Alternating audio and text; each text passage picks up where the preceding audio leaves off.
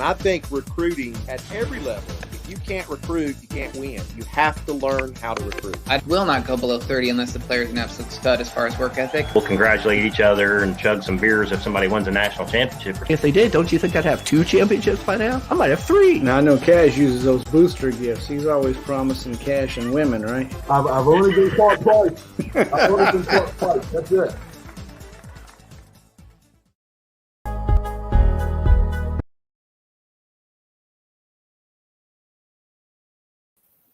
Hey, folks, had a little technical glitch there. I don't know why that started over again. But anyway, welcome to the show, This, That, and the Other.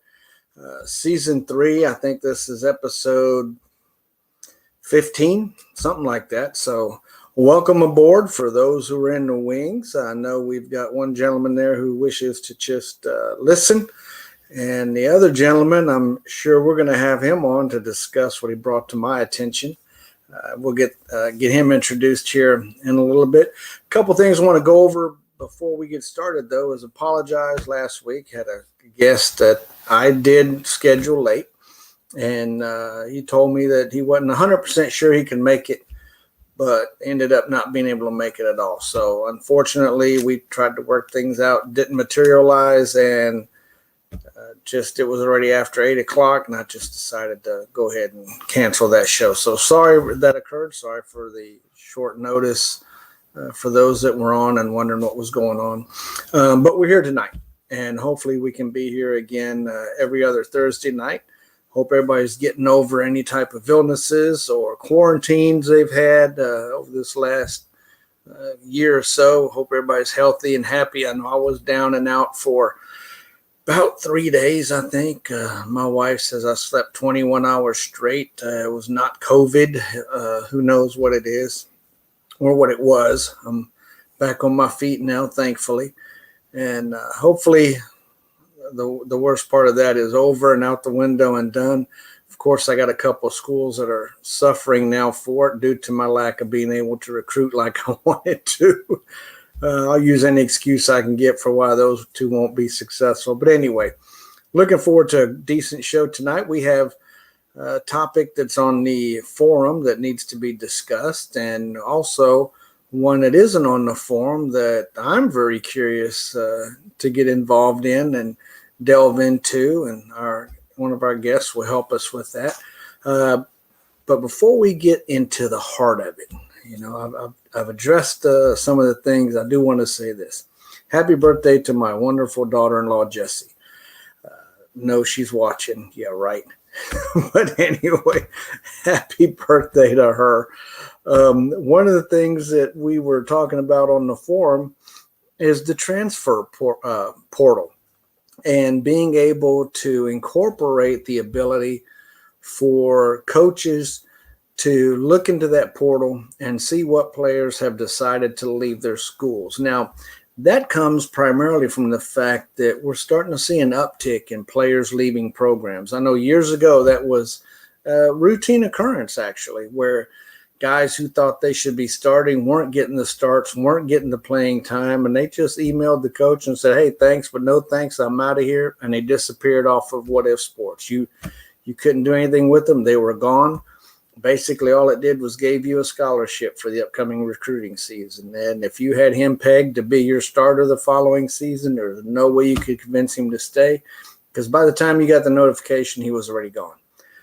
So that discussion we had recently brought up a more intricate discussion about that transfer portal. I personally would like to see it. I think what it would do is help a lot of those schools that can't really recruit that stud player.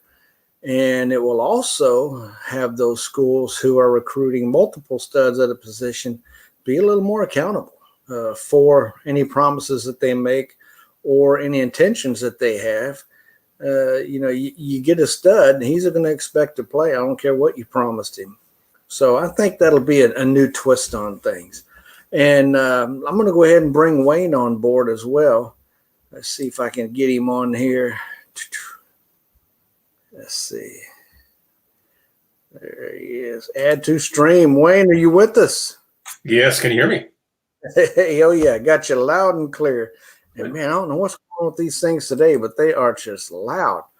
But anyway, welcome aboard the show. And if I'm not mistaken, first time being on. Is that correct? That's correct. I've watched it a couple times, and it's kind of a nice show. I think you do a great job with it. Oh, well, thank you. I appreciate it. I know a lot of folks have site mailed me and said, they've learned a little bit here and there. And that's what matters to me, is learning a little bit of something and sharing that and being able to improve the overall quality of the platform that is what is Sports Gridiron Dynasty. But before we get involved with, I'm sure why you're here, what we're going to discuss, before we get into that, what are your thoughts on a transfer portal as far as how it's set up or how it could be set up, how it could be managed, benefits, pros and cons? Talk to us a bit about that.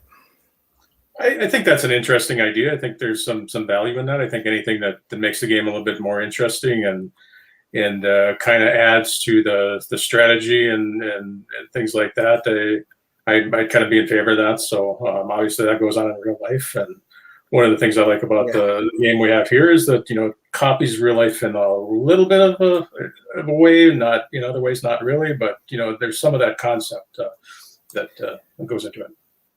Yeah. Do you think it'll benefit the elites, give them more of a benefit than what they have now? Or do you think it'll actually bite into some of their success that they're accustomed to?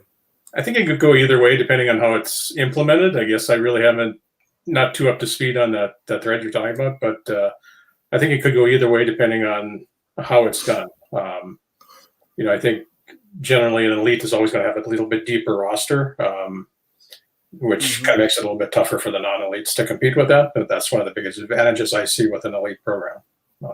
So if you're not playing, if you have 6 fantastic running backs and you're only playing 4 of them, likely a 5th one might transfer. So that might take away a little bit from the elite, but could go both ways, I think. So I'm not sure it would really give a advantage one way or the other.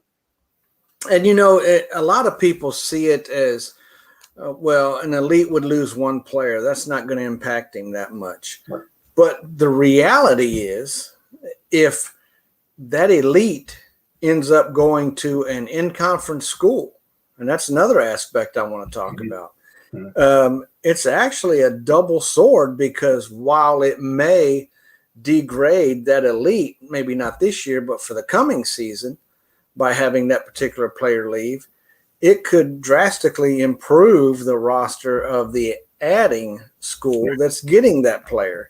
Right. So when you're looking at those two, you've got the elite up here and the non-elite down here, and the player transfers, and now you're getting a little bit closer to being on a similar playing field, so to speak. But again, the old adage, 1 player doesn't make or break a team, but it sure goes a long way in the success rate for that coach or that school, adding up those wins, which increases visibility at the lower levels, of course, and helps those teams recruit a lot better. As far as the setup, and that's what I just broached a second ago, was the conference. That's one area that I've actually thought about, and I'm not sure which side of the fence I'm going to lean on, as far as there being a restriction that if a player leaves, any school within that conference cannot sign him. Or do you allow any school in that conference to sign him? And on top of that, what about those players that were not visible on a lower tier school's recruiting? Right. Does that player now become visible to them in that portal? Right. Those are a couple of the aspects that would really make this thing interesting. What are your thoughts on that? Yeah, that would make it interesting. I would think that even if he wasn't visible during recruiting in a transfer situation, he's probably not playing for the school he's with now. So in theory, he probably should be available and not restricted. But there's a lot of things to think about, I think, with that. Yeah, and one of the things too is if you're talking about, or if they come out with the transfer portal to begin with, and then the decision is made that the recruit can or cannot sign in conference once he leaves. Once that's decided, Now the question is, can a non-Power 5 conference sign that recruit if he's leaving a Power 5 conference team? Because a lot of times, I mean, the reality is there are a lot more players in the transfer portal in reality who leave big-time school, named schools, but they end up at a lower-level school. And unless those players, for whatever reason, were nationally recognized in the news, had the limelight on them for a particular reason, unless they move to another big-time school, you really don't hear about them. You look at the players like Cam Newton, for crying out loud. He went to Blinn College in Texas before he went to Auburn. Yeah. And, so that could be a situation where things could really get tricky with the lower level schools all of a sudden becoming just I guess if you want to get tricky with it, what about the Division 1A player that is in the transfer portal, kind of 1AA school, get that transfer? Because in theory, they probably should be able to, I would say. Yeah, I would think once they're in the transfer portal, they should be, any school who could see them doing recruiting should be able to see them. Even more so, the schools at that particular level should definitely be able to see him. And what I mean by that is, we're talking primarily D1A because that's what we're used to hearing players transfer. You don't necessarily hear D3 players transferring to a D1A school. No, it doesn't it usually doesn't work in inverse. Right. So, but it's not uncommon for D1AA. When it was D1AA, for players to just leave that school, sit out a year or whatever, and show up at another D1AA school. And in that situation, it could be interesting if, even though that school couldn't see him during the recruiting cycle, because he is in that particular division or classification, by golly, everybody can see him now. Right. So, it's a situation that could really put a spin on some things and make the coaches who are losing these players really think twice about what they're going to have to do to keep some of these studs, knowing that the potential is there for them to possibly leave. Right. And even if, thinking more out loud, I mean, even if you wanted to go a step further and say, well, during recruiting, you can have junior college players available. Like a sophomore coming into school or a junior, and maybe their formation attributes are a little bit higher than an incoming freshman or something like that. There's lots of fun stuff you could think about. But, oh yeah, things that make you go, Let's go to the comment section here and see Joseph Hawes. He says the best way to make sure players don't leave early is to make sure your players get enough playing time. Absolutely. I mean, that's a key factor, or at least get them the playing time that they were promised if that was the case. And he also thinks the transfers would be better if they just showed up on your door rather than having teams compete for the players in a portal. You just get a guy trying to transfer into your school. That right there, that point brings up another caveat to this whole thing, and that is, what about the situation where all of these teams that people have built up where there's, 50-man rosters that are all one class, these single class experiments that are out there. Right. You've got 3 or 4 studs who enter the portal, and that class doesn't have any scholarships available for the upcoming season. Those guys are invisible to him for all intents and purposes. He can't sign them anyway, unless he does something like drop players from his roster in order to generate a scholarship opportunity, in hopes that this guy, will sign on to him once he's wooed quite a bit, whatever that process is. But the other thing is, what about those schools that have a ton of players who leave, graduate out. So now they've got a huge recruiting class. Do these transfer portal opportunities get signed first before the regular recruiting starts? Are they part of the regular recruiting, or are they done after the regular recruiting? If it's done after the regular recruiting, that could pose some big time problems, because now you've got guys who are holding on to scholarships in hopes of landing a portal guy, and I may have to say protocol, but a portal guy, and then he decides not to go to him. Now that school's picking up a sim.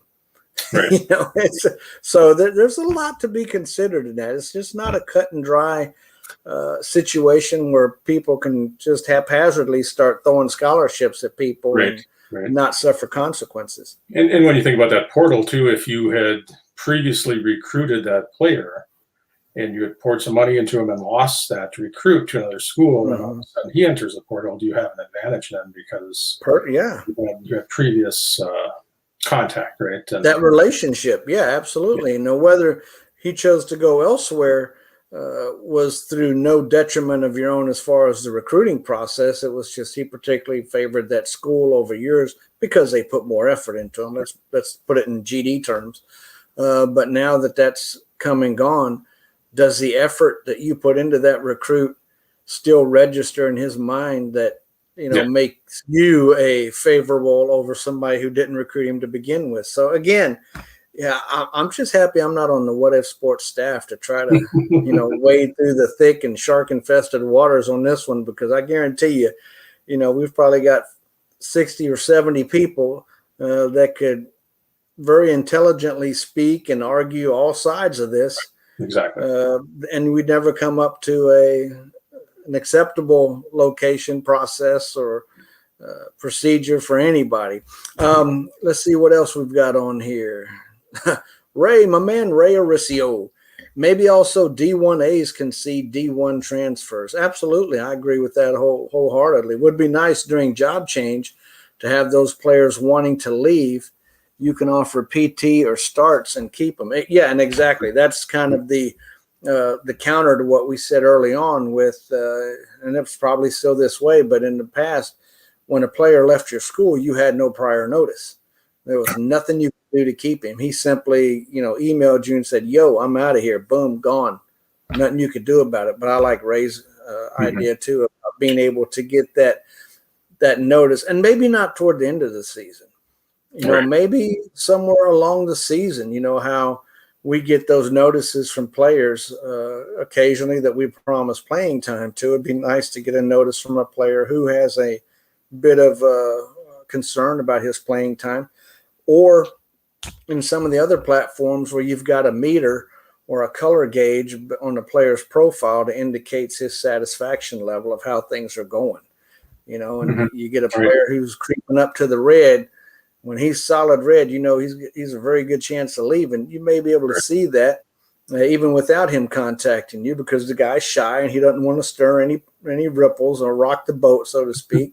But you notice he's yellow one day, deep orange the next, and now he's red, and all of a sudden you give him a bunch of playing time and he's back into that green level, so you get to keep him around for another year. All these things, great ideas. And Terrence Walters says, any word from Adam or Chris about returning to the program? Oh, this program, I'm assuming. Actually, I talked to Chris today. Chris has said that he's available to come on the show. He's quite busy actually right now. What If Sports is still, the GD guys on that staff are still chugging away and working on programming and all kind of aspects of it. So, but he plans to be on the show here in the very near future, and we look forward to having him on. They have hired some additional customer support folks, and we look forward to putting the offer out there to have those folks come on either individually or as a team, so that we can put faces with the names and be able to welcome them on board the Gridiron Dynasty platform. Joe Halls, how about having players transfer to the team that lost out to them on the recruiting trail? The second place finisher. That's kind of what you and I were just talking about, Wayne, as far as having the ability to keep that recruiting interest, maybe not at the same level, or heck, for this matter, maybe even a higher level, because, you know, now they're interested, whereas before they weren't. Yeah, exactly. So, some sort of advantage that carries over, that if you've actually put some money into that player that you lost out on, right? Yeah, exactly. And Terrence Walter, have you seen any posts from Adam? Do you know if he's still around? I have not talked to Adam recently. Like I said, I talked to Chris today. And I don't know if Adam's here or not, to be honest with you. I just know that Adam was working in a lot of different places, and his time was pretty much divided, especially over at baseball. So he may be over there or focused over there right now for the time being. Last I heard from him, he did promise that we're going to have a rollout in late fall, I believe it is. So look to hear something from him pretty soon on that. By the way, for the folks just jumping in here, I know we're at where are we at here? I lost my timer. 21 minutes into the show. And speaking with Wayne, some of you may not know him. Wayne Miller has been playing longer than I have, actually, May 1st of 05. How about that? He's got a 742 winning percentage. Has won over 1,300 games, 25 conference championships, and 2 national championships. So tell us about that first NC that you got. Was it a long time ago, or was it recently? I've been around long enough to play in the old engine, and I played off and on over the years. And the national championship was a program I built kind of semi from scratch. It's kind of taken over from a sim. I believe that had been sim for like a year, maybe, I think, or season. Mm-hmm.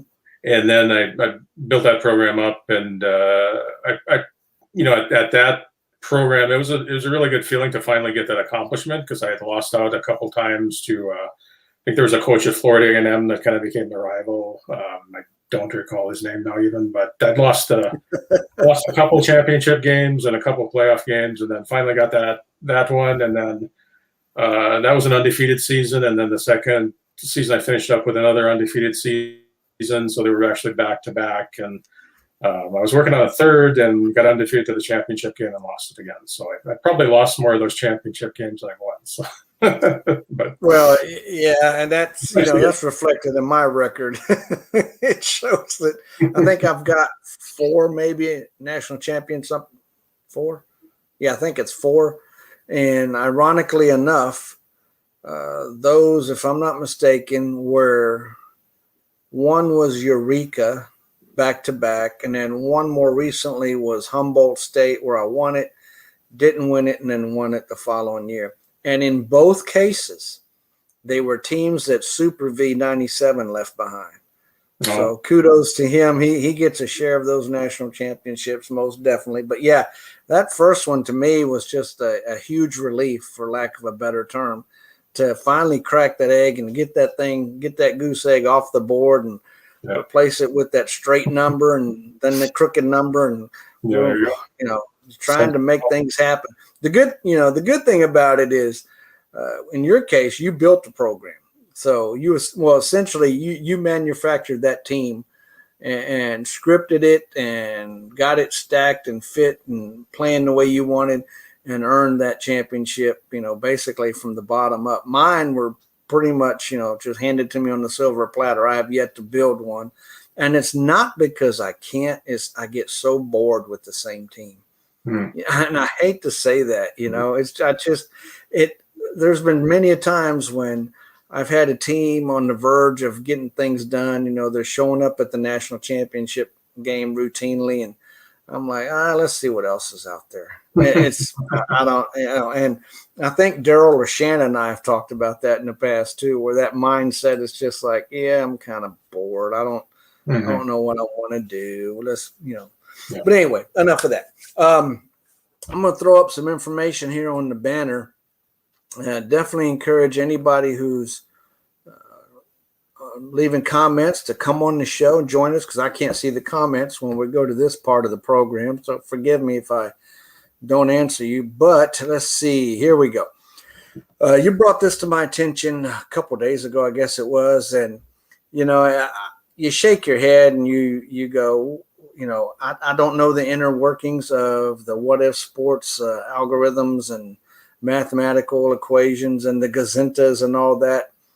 But I agree with you. It's a head scratcher as to why what happened. And essentially what we're talking about is, and let me preface this by saying no ill will is intended to the coaches of any of the teams we're about to mention or the programs. Fantastic jobs by each and every one of them getting there.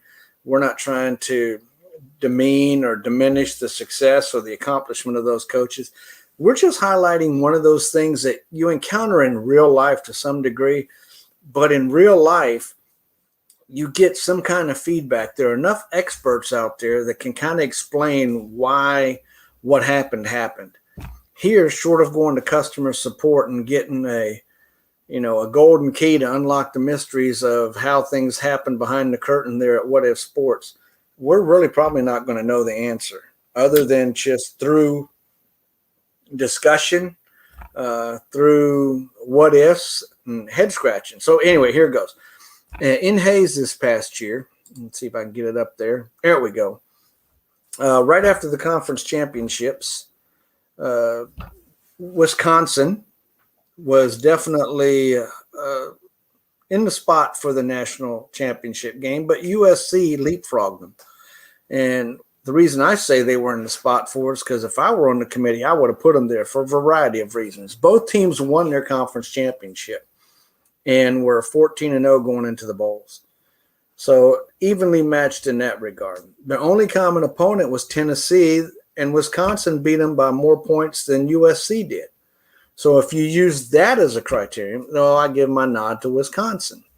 So we have that aspect. Well, now we add this. Wisconsin beat Penn State in the Big Ten conference championship game. That's no easy undertaking right there. USC beat a non-elite Cal to win the Pac-10. So, again, that doesn't necessarily diminish what the coaches accomplished, but as far as the sparkle goes, you like that Wisconsin victory over Penn State a lot more than the USC victory over Cal if you've got any type of common sense, for lack of a better term, when it comes to looking at these. Now, versus elite, and this is where things start to solidify in Wisconsin's favor, in my opinion, is versus elites, Wisconsin was 6-0. 13 points per game winning margin. And USC had a 16-point per game winning margin, so they get that nod, but they only played 3 elites. And, there's no other elite in that conference. So they really have no choice unless they want to go out and schedule 5 non-conference games against elites. And I don't know any coach that wants to do that. So, I don't blame USC for not having that many elites on their pre-season or non-conference schedule. So in this case, I give 1 nod to USC, but I give 2 nods to Wisconsin.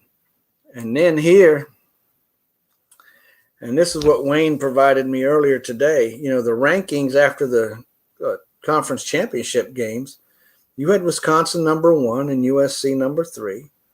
You had the strength of schedule with Wisconsin having a tougher schedule than USC. But USC went on to defeat conference mate Michigan handily in the Rose Bowl, and USC lost in a national championship game to Miami.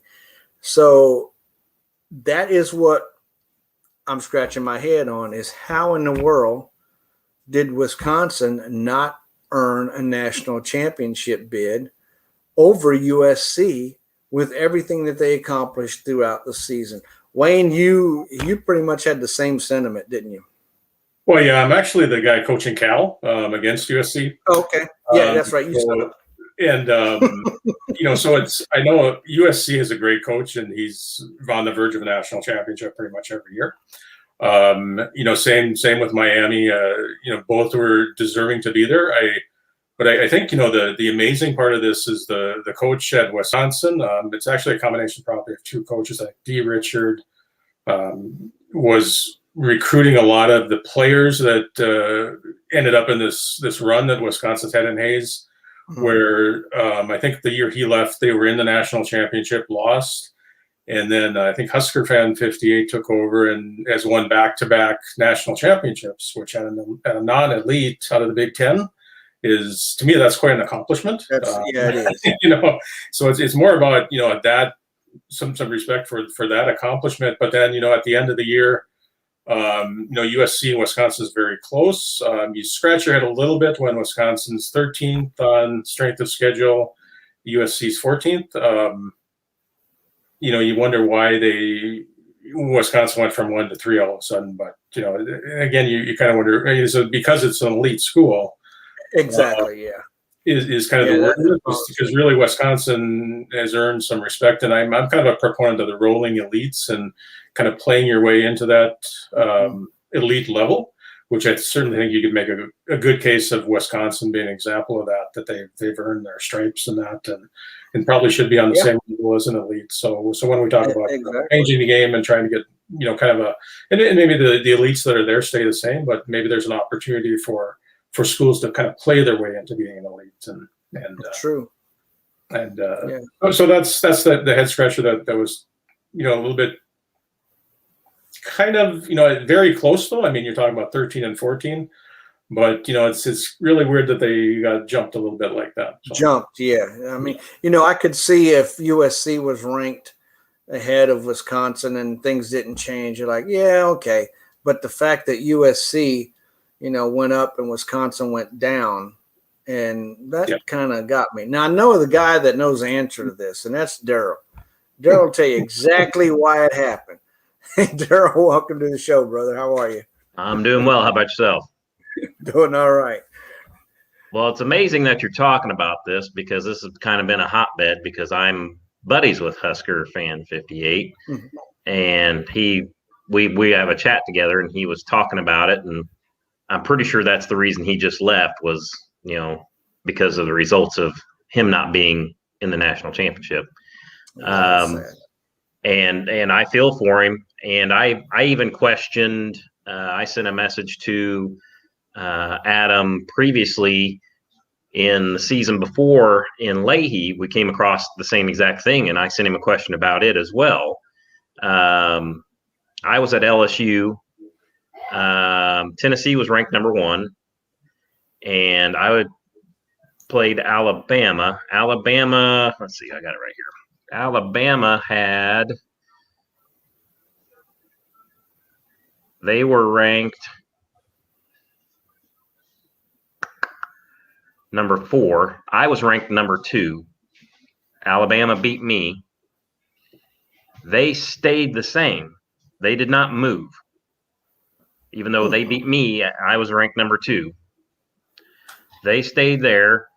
Number 3 beat UCLA, who was unranked, and stayed at number 3. And number 5, Miami, played an unranked Virginia Tech and won, and moved up to number 2 and played for the national championship. Yeah, I wonder if there's an exponent attached to the various conferences, to where when things are close, that particular conference gets a nod over all the other ones, and then the next one gets a nod over the rest, and the next. I mean, does the SEC get a nod over every conference, and then we're looking at the Big 10 or the Big 12? I mean, I don't know the answer to that, but that's got to be the biggest kicker was just like. Well, and even with Wisconsin and USC being close in strength of schedule on that one, this one wasn't even close. Miami had a strength of schedule of 30. Alabama had a strength of schedule of 4. So it's not even close. No. And number 5, like I said, they played an unranked Virginia Tech and won. And Alabama beat me at number 2 and stayed at number 4. I'm like, I can't pass the test. And that's one of my problems with 1A. I'm not a huge 1A fan. I've played more because of some of the guys, like I said, I'm in chats with. I'm more of a 1AA guy, simply for the fact of I don't like things like this controlling whether I have a chance to make the national championship. So that's what I told him too. I said, this is one of the reasons I don't enjoy playing 1A, because you can get everything right and still get screwed over. So Wisconsin's prime example. Yes, and so and that's why I told him. I said I feel for you. And then of course, I'm in Hayes as well with Dartmouth, and I lost to the #1 ranked team in our conference championship. He had to come back and beat me in the last 30 seconds with a field goal, and then I lose in the first round to a sim in the playoffs. I was like, wow. How? I'm like, Wow. I had 2 losses during the season. One was the #1, and the other one was another top 10 team, and they were both human coaches. And I've been at my team. Like I said, it's one of those things. If this was my first season there or whatever, I just took over. I can see that, no big deal. But I've been there enough seasons that I've got an established team. And like I said, I took the #1 team to the brink of losing, and then the very next game, I lose to a sim. And I was up 20 to 7.5. So it wasn't like it was even close. I was up 20 to 7.5. So I didn't mess with anything, didn't do anything. Next thing I know, I look at it, I'm like, what the heck? I lost 27 to 26. The sim completely shut me down in the second half, and I scored 1 touchdown in the second half. Yeah, that's the kind of stuff that should not be happening. That's your Appalachian State Michigan game. That just, and that's basically what they told me. They're like, well, you just got a bad sim, I guess. I'm like, I guess so. I'm like, so there's good. Are there different sims? I mean, evidently there's Wow. standards of sims, but I've never lost to a sim other than like I said, being like first season, getting your team rolling and changing stuff around. But I mean, I have, and I'm not saying I had a team to win it all, but I had, you should beat a sim without even trying. I mean, especially when you've got an established program with a track history, a track record of success, and you're able to, do pretty much what you want with that team to get it where you want. The sim should not even be on the same field with you. Wayne, have you ever lost to a sim in a situation like in the playoffs like that? Never in the playoffs for sure. Probably in Daryl, you just suck. I'm about ready to give it up, man. I mean, I can't do anything right anymore. I mean, shoot. But yeah, I think I have in like a year 1 of a rebuild where you're, throwing 4 or 5 interceptions or something like that. Yeah, with that talented quarterback that all the Sims have on their roster. Exactly. Now bear in mind, we're talking about Sims that are extended Sims. Sims for that's what 5, 6 years. This hasn't had a human coach at it in probably 30 seasons. So that's why I say it wasn't like it wasn't like a good coach just left this and all the talent is still there. It's been Sim for some time. And I'm like, I mean, I didn't know what to say. I was like, what the heck?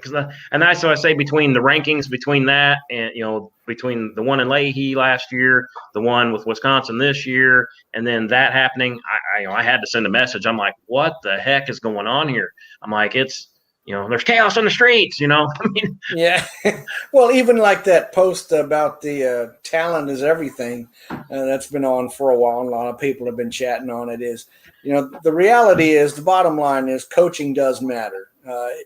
How much it matters depends on the coach, of course, and who he's got on the team. So, you take a sucky coach with a talented team, like as in my cases, and we can't get nothing done.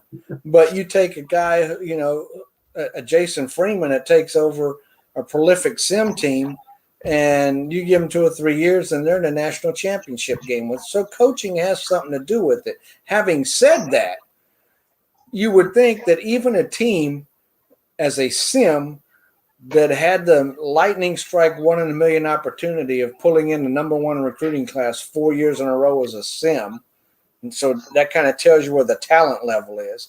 Without a human coach there, even with that type of talent on the team, a sim should not beat a well-established human coach team that has been successful in doing what they're doing. I made the third round of the playoffs for the last 3 or 4 seasons. I mean, so it wasn't like I had a terrible team. I made it to the second round my very first season there, and then the last 3 or 4 seasons I'd made it to the third round, and then all of a sudden, I'm like, all of a sudden I get bonked by a sim in the first round. I'm like, yeah, that blows my mind. But at the same time, I changed teams in camp And so this was my first season at taking over it at on my camp team, and it had been sim. And I played against Northern Iowa. He's in my conference. He beat me, and during the regular season, he beat me 61-3 or 61-6 or something like that. And I expected it because he's got a good team. Because, like I said, all I've got is Sims. I recruited my freshmen, and that's all I've got on the team. So fully expected it. Didn't bother me a bit. And then he put on their quote, oh well, now I'm worried about the conference championship because we're in different, sides. And then I'm like, there's no way I don't even remotely have the talent to stop him. And then I'll be gosh darn if I didn't beat him in the conference championship. My first season with Sims and everything. I'm like, I said that should never happen. I mean, I felt bad for the man because I'm like, because I did not have the talent to beat him. There's no way in the world I should have won that game. And I have no idea how it happened. I mean, I tried. I put in a game plan I thought would work, but there's the talent difference was too much, and I that's what I say. There's something screwy going on. I don't understand it. And when I've talked to Chris and Adam in the past, they have assured me on multiple occasions and definitively that they do nothing with the real world engine as far as trial and error or tests or anything like that. They don't, they have their own setup where they can go in and mess with stuff that doesn't affect the real world play of the game in any of the worlds. So when you see stuff like this, at first time go around, I tend to kind of freak out and think, oh yeah, somebody's tweaking. But then I reflect back and go, something like this happened a couple of years ago. And it always seems like it's notable because it happens in, threes, that those dubious threes, and everything happens in threes. But it always seems to happen in clumps. Maybe it's because we put visibility to it by discussing it on the board and then everybody sees it, or, it's just a cyclic thing with the program that there's the original coders put in there on the 5th of every 9th month, the games are going to be screwy. I don't have a clue. I mean, I just don't know. And Wayne, he's been playing longer than I have. He's been here since 2005. What are your thoughts on that, Wayne, as far as having screwy things? I know you've not seen everything be perfect. No, I think, and this is just a seems like thing, but it seems like every once in a while there is that game that just doesn't make sense, that's closer than it should be. Maybe you still win, but there's something about it that just seems it's closer than it should be, or maybe you end up losing it. No, I don't know if that's been that way for a long time, I think. Every once in a while, maybe once a season, you might run into that where you think, well, I should have won this game by there's higher score against the sim. That I think there could be something like that that's maybe built into the game. That's just a theory and really just a guess. Yeah. But I think also matching up against coaches. I think different coaches match up better against different coaches, and that's always been a thing too. If you're talking human to human. True. Yeah. Absolutely. I can remember a couple coaches I've been able to beat, and there's a couple coaches it's just a real struggle. And it's probably just the way that your game plan is set up, and you're just a better matchup for a certain individual over. And you can be with multiple teams and over multiple periods of time. Man, I can't wait till I find that coach that I can beat. Well, I was going to say, you look back at my record, and as far as having a winning record at particular coaches, there's one coach that I know I've got a winning record against, and it's barely, and it's that Sim AI guy. Everybody else, I've got a losing record to. I did till this year. They throttle me on a routine basis. Wayne, it's customary for us on the show for first-time guests to give them an opportunity to tell us a little bit about themselves, where they're from, what they enjoy doing, anything you're willing to share with us? I live in Minnesota. Hobbies, it's obviously football, big football fan, college football fan. I kind of grew up watching that as much as the NFL. Hobbies are really nature, outdoors. I live in kind of a rural part of the country, kind of up by the Canadian border. So, I'm not right at the end of the world, but you can see it from where I'm from. So But it's always been an interesting thing with college football, and I've always kind of enjoyed the coaching, and that's kind of why I got interested in this game. And I can remember as a little kid started watching some of Florida State's games when Bobby Bowden first was getting that program started, and some of the Orange Bowl games. I think he was mic'd up in one of them, and that was probably one of the first games I ever watched. And that always left an impression on me. That I think his phrase was "dadgummit" or something like that. Was the but a million. And prayers go out to the Bowden family. Bobby has come out and said that he's got a terminal illness.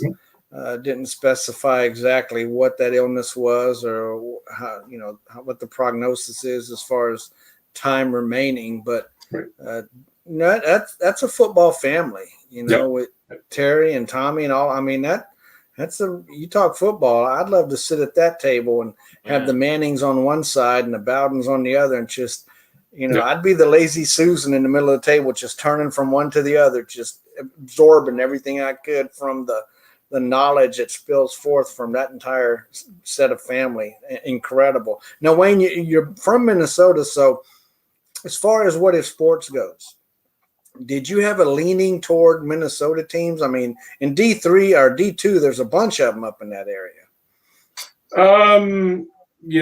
I've coached in Minnesota in D1. I think I coached a little bit at St. John's a long time ago. I didn't spend a lot of time at D3 and D2. D3 has been, I think the last time I coached with D3 was in the old engine, probably. So D2, I coached a little bit. Catawba was a D2 school I coached at out of the South Atlantic, I think. So I really didn't follow the Minnesota schools necessarily. I just picked places that I thought were interesting. I could win at. Western Illinois was kind of interesting. I picked it because it's right in the middle of the country. Fairly good conference when I was there. Northern Iowa was there. I think Youngstown State's in that conference. There was a couple of the rivals there. Then I coached at D1 in Washington for quite some time in the old engine, and I was lucky enough to win some conference championships. Always competing with USC though, so that's the downside of D1. It's Christmas, and Wayne is under the Christmas tree. He's opening up his present, and in that box is your dream Gridiron Dynasty school to coach. What are we looking at?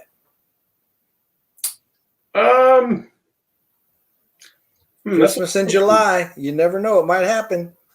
That's a good question. I've always been kind of a Penn State fan, even though I live in Minnesota. So that's probably one that I would kind of be interested in. Would be Penn State. West Coast, I've spent some time out there. So, obviously USC, maybe Texas. Spent some time in Texas, so that would be another one. I don't know. A lot of the late schools kind of appeal just because of that history, and college football is a game of history. And, right. And so I'd say any one of those. There's not really an elite team that I dislike necessarily. I'd say probably Penn State. And when you look at Penn State, almost every world they're the number one recruiting class. It seems like they don't always win the national championship, but they have a very good area there to recruit from. And absolutely. Now they're in a tough conference, but like you said, the recruiting ground is pretty fertile. And I'm that way too. I think it'd be Notre Dame, Penn State for me. But whenever I ask this question, nobody ever says like Murray State, or Southern Mississippi University. What's it going to take to get those schools some love from us Gridiron Dynasty guys? Maybe that revolving elite status that everybody tends to lean in favor of. I know I'm a proponent for it. Definitely. I know Daryl feels the same way. We've got about 10 minutes left. Before we go, I wanted to pick your brain, Wayne. I know where Daryl sits on this, on the parking of your resume until a better elite comes along. Where does Wayne Miller sit on that side of the scales of justice? I don't like that. I don't think there's any such thing as parking your team. you either leave or you stay. The parking concept doesn't make any sense. I would say, I'd like to see that you have to be an active member of the world that you're applying for an elite school at to be eligible to actually get that job. I agree. But again, I don't. And there's a lot of coaches out there, or players in this case, who have said, they pay their money, they should be able to do what they want to. They're not breaking the rules. What's in the parameters of the fair play guy. Absolutely, not saying what they're doing is wrong. I'm saying the concept of that is not, in my opinion, something that lends credibility to this game. Yes, it happens in real life, but it is so rare to happen in real life, and it is so common that it happens here in Gridiron Dynasty. And that's almost what some of them do. I mean, I think it's some of the way they actually go into it. They work up and they're great coaches. Most of them, I won't say all of them, but most of them are very good coaches, and that's all they're there for is an elite. So they'll work their way up. They'll go to a BCS school or something like that, maybe even play for a national championship. Especially, I've noticed if they do get a BCS school to a national championship, they'll quit right away because they want that good record. So that way, whenever they come back, they have first choice. Which, I applaud them for what they've done. But at the same time, to me, it's if you leave a world, then it should go down. And like I said, they try and say, well, it happens in real life. But this game isn't like real life. You can run it like real life, but you're going to run it in the ground. I mean, just like who throws past 80 passes a game without an interception? Any team I'm playing. But at the same time, I can run the ball 28 times and fumble 4 times in those 28 carries. So and there's I have nothing against any of the coaches that do that. Like I said, it's fair play, right? But I just don't prefer. Like I said, to me, it's harder for if you would stay at that BCS school, and keep trying to challenge for a national championship and keep that record, as opposed to resting on your laurels and basically, take time off and just rest because now your resume is one of the top resumes, and then. You leave the world while everybody else, somebody stuck at Oklahoma State is still trying to, beat Texas and Oklahoma and all them every season and keep their record because they don't have that record. So to me, that's it. Just absolutely. And when you think of it from the health of the game and almost like a business perspective, you want that player to stay and be participating because you want that even goes to the rolling elites. You want if you want a better game, you want more players. And collect that revenue from the players so you can hire more developers or more resources to make the game better. So in some ways, it's almost an advantage for the health of the game to have rules like this where you have to be at a school, in that world before you can apply for an elite, or, there's the concept of rolling elites where maybe people stop doing what you're talking about, where if you have a role. Right. I think it would, and work your way towards the top, and really that's almost a bigger achievement than just taking over a USC that's already built up, or Oklahoma or whoever, and just being the caretaker of that and continuing on. I guess it depends on how you look at that, but bigger challenges like the Wisconsin example, where that's been back-to-back national championships, and then they lost the year before. So that's if that's not qualification for at least semi-elite status. I mean, what would it take? And we don't have the answers, and unfortunately, it's not something I think that will be resolved in the very near future. But like I mentioned earlier on the program, last time I'd spoken to Adam, he had mentioned again that mid fall, maybe even going into the December timeframe, that rollout that he had talked about earlier on was still on track for that massive update. who knows what the massive update entails.